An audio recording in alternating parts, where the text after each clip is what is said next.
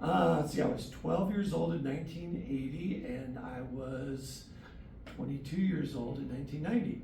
Ooh, okay. Where were you in the 80s? Well, I was living in Kodiak, Alaska. That's where I was born and raised. Nice. Did you have like a cliche in the 80s? Yeah, you mean a clique? Oh, like Yeah. a clique? Actually, I didn't. I was friends with pretty much everybody at different times, so I didn't really have a clique like that. But I mean, we had the jocks, we had the stoners, we had there were different groups of people, and I knew all of them. So. Nice. What was your favorite TV show from the 80s? Oh my gosh.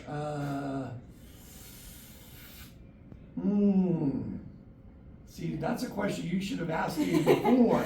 Then I'd have a chance to answer that question. It's okay. Well, trying to go through my mind. I can't think of anything off the top of my head. I can give you a bunch of stuff from the 70s, but Yeah. the 80s. Probably Cheers, the TV show Cheers. Alright. That was really popular. Cool.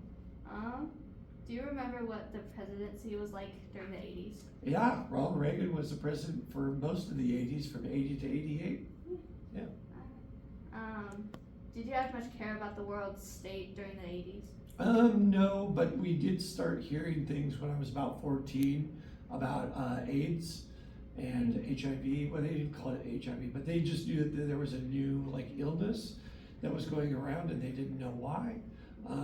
And so that was a new thing that hit in the 80s, and we got the very starts of hearing things and seeing in our textbook about greenhouse gases being trapped in the atmosphere. So yeah. And then last question, what was the 80s to you? Oh, awesomeness, total awesomeness. I mean, everything. We had the bell bottoms and disco in the 70s, and thank God that went away. And so they got replaced by techno rock. Then you got the big hair bands, a lot of classic rock. It's like everywhere you go, they're still playing the 80s music. So it had to be the best decade for music. But MTV. Okay, now I'm changing my mind. My favorite show in the 80s was MTV, because we remember when it first came out, and it was on TV constantly, all throughout the day. It would just be on. So that would be my favorite show. Nice. Awesome. Thank you.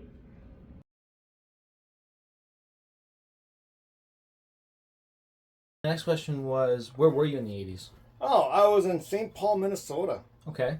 Did you have a clique?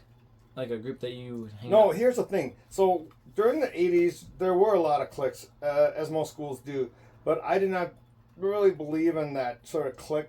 So I talked to the kids that were, friendly or whatever, and got to know, just about every clique. The jocks, the computer geeks, the car geeks.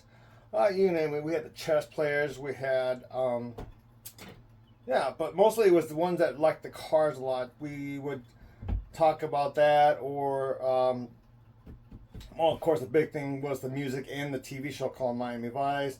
We had Alf. We had, shows like that.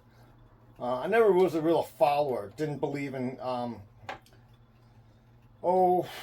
give you an example. Like, I had a lot of friends of mine that were in sports, but they liked Miami Vice, and so they liked to dress like them, and so I thought, well, I'll try it. Didn't work. Anyways, you don't want to see an Asian Don Johnson. Doesn't look good. Did you have a favorite TV show besides? Did I have a favorite TV show? I think I was too busy to kind of watch a lot of one show. Where if anything, I probably liked Alf, because their sense of humor was pretty much like me.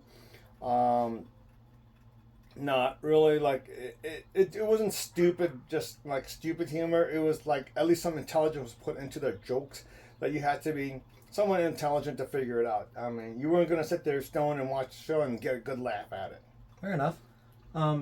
Did you have much care in what the world was like, or was it just you and your little bubble? That's an interesting question, because I actually had a paper out,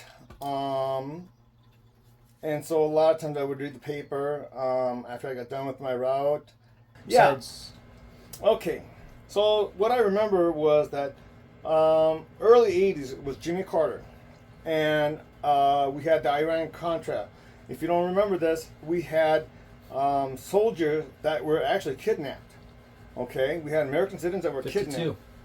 Yeah, and here's an interesting story. So Carter, at the time, was the one who really worked hard on trying to get them released. Now, when Reagan became president, ironically, they were released. But it was everybody thought that President Reagan did it all. Actually, it was Jimmy Carter who did it.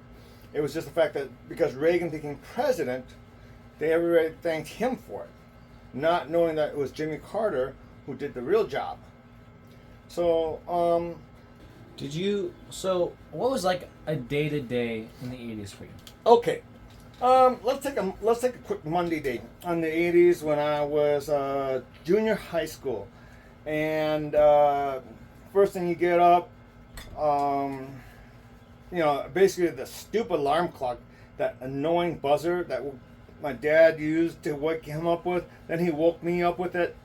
You get up, you listen to your basic radio show that's on the radio when you're eating breakfast, and take the bus. There was a corner where I think it was almost 20 of us that we got on. You get to school, talk to your friends. Big difference is that none of us had cell phones, obviously. But we did text. But we used the original text, and that was making a little football. You turn into a little triangle, that was your texting. School, history class, English class, it really hasn't really changed much since, I was in high school. But the only difference that I noticed is that it's kind of strange. A lot of kids today don't take it as serious as we did when we were in high school. You come home, basically, I did my homework real late. I was a procrastinator. God, I was a terrible procrastinator. And what did I do? I did a lot of cartooning. That was my unfortunate vice. To me, I thought that was where I was going to go in life. So I spent more time drawing. Got good at it. Got real good at it. But I didn't spend a lot of time doing my other stuff. On the weekends, I would either caddy. If you don't know what that is, you're just basically carrying the bags when you golf for the golfers, and you do 18 or 9 holes, come home, goof around a little. I had a few friends in high school, but the problem was I wasn't a drinker, I wasn't a druggie, and a lot of my friends did that, and so I basically, I think I did more drawing and fishing.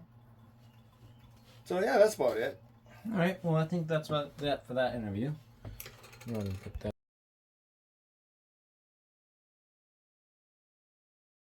As you know, we're doing a project for the 80s, and we wanted to ask you a few questions. How old were you in the 80s? I was born in 1960, so I actually was kind of coming into my own. I was 20. I was 20, and then I turned 30 in 1990. Did you move around, or were you just like in the same city for most part? I moved around. So I'm Canadian. You probably maybe didn't know that, but I'm Canadian, and I started out, I graduated from high school in Vancouver, Edmonton, and then I moved to Calgary, and then I moved to Hawaii for a year, and then I moved to Ireland. Do you have like a clique, like were you part of like any trends or anything like that? In the 80s? Yeah. Oh boy. Yes. The exercise thing. The exercise thing? The leg warmers, then we went to step aerobics classes. I did all that. All the skinny types and everything? Yeah. How did you guys fit into them? Like, I cannot imagine trying to get in one of those. I think I supported it pretty good in the 80s. Did you have a favorite TV show? Come on through, you guys. I did. I loved MASH. And then you guys are way too young to remember this, but they've kind of come back. But there was these shows, they were sagas, and they were an hour long a week, and they were like pretty juicy. There was Dallas, and I forget the name of the other one, but like everybody watched them. So we didn't have anything streaming, of course. So it would come on like Thursday nights at 8 o'clock. and everybody who was interested in that, you know, we sometimes had like little parties. Like watch parties? Yeah. Nice. So. Did you find it funny that MASH kind of went longer than the actual war?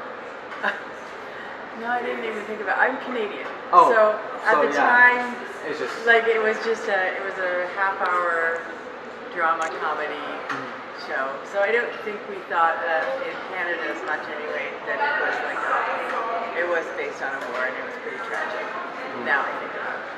So I guess maybe you're coming in your 20s and you're in Canada, so you might have a bit of different opinions than other interviewers. What was like? Did you have any care about like what the world like globally was like, or was it just kind of? Oh no, absolutely. I thought about global stuff. Let's see. Let's try to remember those.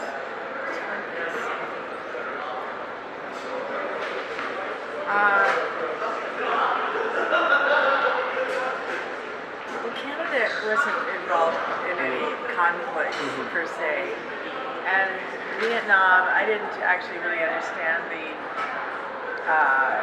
repercussions of Vietnam or the Korean War until I actually moved to the United States, and then, you know, and then I was a teacher, so that I kind of learned about all that stuff then. So I am going to say no, it didn't affect me in my 20s. Fair enough. We have one last question. Overall, what was like the 80s to you? Was it just another decade, or did you have any more? Disco. Disco? Disco was a very big thing. We did a lot of dancing. I mean, that was something we'd go out on Friday and Saturday nights and do and dance. And I mean, bigger than I kind of see it now. Oh, sorry. No, go ahead. Did you have any like tech gadgets that you liked at all? Technology. Like a Walkman or like? Yeah, I had a Walkman.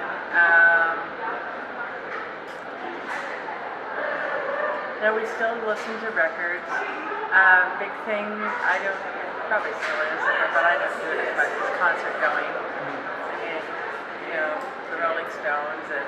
Big ones. Yeah, big ones. And I lived in a big city, so we got a lot of the big names. That's cool. I think that concludes the interview, actually. Thank you. Thank you so much.